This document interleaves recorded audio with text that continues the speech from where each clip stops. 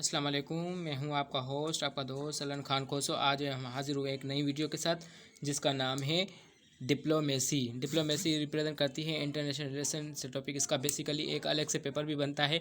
Diplomacy कहते हैं बैनुल क़वामी सफारतकारी को। Diplomacy means relationship between the to countries, यानी बैनुल क़वामी सफारतकारी का मतलब दो मुल्कों का सफारती ताल्लुकात।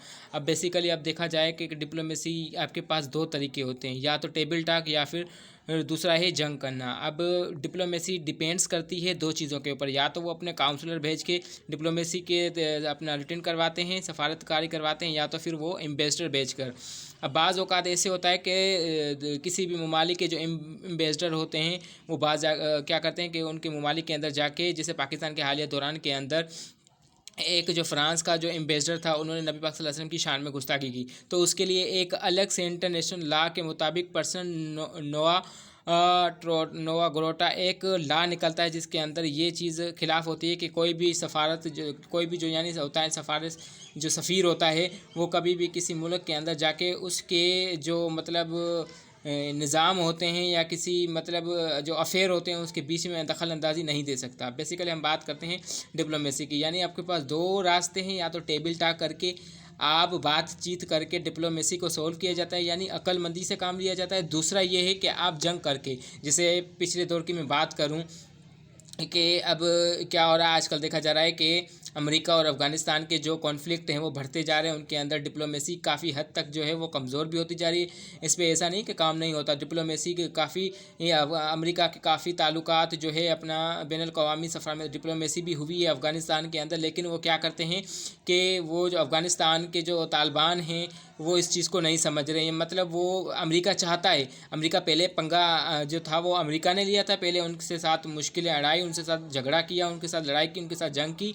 अब अमेरिका पछता रहा है कि भाई हमने बहुत सारे जो रास्ते इख्तियार करके देख लिए तालिबानों के ऊपर, लेकिन तालिबान जो है वो इस चीज़ से मान नहीं रहे, वो दहशतगर्दी फैला रहे हैं। अब अमेरिका क्या चाहता है, तमाम बैनुल क़वामी जितने भी ममालिक हैं उन सबको इकट्ठा करके उनकी एक नेशन बना के यूनाइटेड नेशन के थ्रू वो क्या कर रहा है, डिप्लोमेसी के थ्रू वो बता रहा है कि भाई अब मुझे जो है अफ़गानिस्तान के अंदर तालिबानों के साथ जो है वो डिप्लोमेसी और मजबूत बनानी है, ताकि ये जो दहशतगर्दी तालिबानों के साथ जो हो, मतलब तालिबान जो दहशतगर्दी कर रहे हैं अमेरिका के अंदर ये फैला रहे हैं, तो उसको किस तरीके से रोका जाए। ये सिर्फ डिप्लोमेसी, अमेरिका चाहता है कि डिप्लोमेसी से सारे मामला हल हो जाए। अमेरिका ने तालिबानों के ऊपर बमबारी भी की, उनके ऊपर हवाई जहाज़ से, यानी जितने भी लड़ाकू जहाज़ों से उन पर बमबारी की, उनको मतलब ख़त्म करने की कोशिश की, उनसे जंग भी की, लेकिन इससे अमेरिका को कोई फ़ायदा नहीं हुआ, वो नाकाम गया। इसी तरीके से चाइना और रशिया की बात करें तो चाइना और रशिया भी चाइना के ऊपर मतलब जो है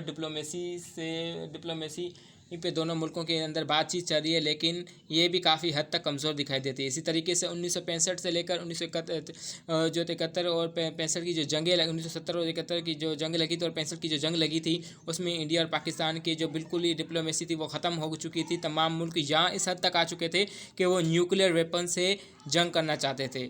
अब एटमी हथियार तमाम ममालिक के पास है, इंडिया के पास भी एटमी हथियार है, पाकिस्तान के पास भी एटमी हथियार है, चाइना के पास भी एटमी हथियार है, रशिया इस वक्त सबसे ज़्यादा एटमी न्यूक्लियर पावर बन चुका है। इस तरीके से अमेरिका के पास भी जो है वो अपना डिप्लोमेसी यूज़ कर रहा है और इसके पास भी एटमी हथियार है।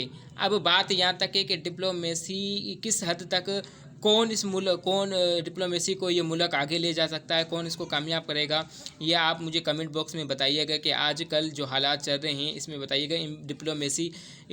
Y diplomacy is best for America and Afghanistan, Pakistan है इंडिया। अभी भी पाकिस्तान के तसादुम जो है वो चल रहे हैं, कॉन्फ्लिक्ट या तो कश्मीर के ऊपर चलते हैं, या कभी पानी के ऊपर चलते हैं, या कभी LOC पे जो फायरिंग की जाती है, इश्तियाल अंगेजिंग की जाती है, उसके ऊपर भी बातचीत चल रही है।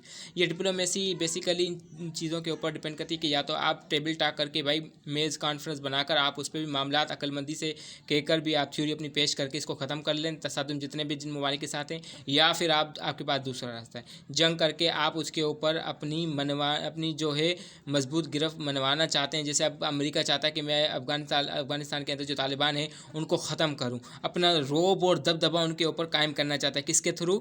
वो जंग भी कर रहा है, इश्तियाल अंगेज़ी कर रहा है, उनके ऊपर हवाई अड्डों के ज़रिए, हवाई जहाज़ों के ज़रिए उन पर बमबारी वगैरह भी करवा रहा है ये अपना अमेरिका। इसी तरीके से अब अमेरिका ने डिप्लोमेसी भी की है, तालिबान के साथ मुआहदे भी तय किए हैं कि भाई अब तुम लोग पीछे हट जाओ तो हम भी पीछे हट जाते हैं, जो तुम बोलोगे हम करने के लिए तैयार है, लेकिन बस इन तसादुम के लिए तुम लोग पीछे हट जाओ। डिप्लोमेसी भी इनके ऊपर अभी भी चल रही है, लेकिन नाकाम होती जा रही है, किसी हद तक कामयाब नहीं हो रही। इसी तरीके से पाकिस्तान और इंडिया की जो यानी छोटी छोटी बातों पे ये तमाम ममालिक जो है बड़े सगीर के अंदर ये मतलब लड़ते रहते हैं, इनके अंदर कोई ना कोई तसादुम चलता रहता है। उम्मीद करता हूँ आपको ये वीडियो बहुत पसंद आई होगी, और मुझे कमेंट बॉक्स में ज़रूर कमेंट कीजिएगा कि आपको इन डिप्लोमेसी के अंदर कौन सी चीज़ समझ में नहीं है और आपका नज़रिया क्या है डिप्लोमेसी के लिए, कि बेसिक ये किस हद तक कामयाब जा सकेगा। शुक्रिया।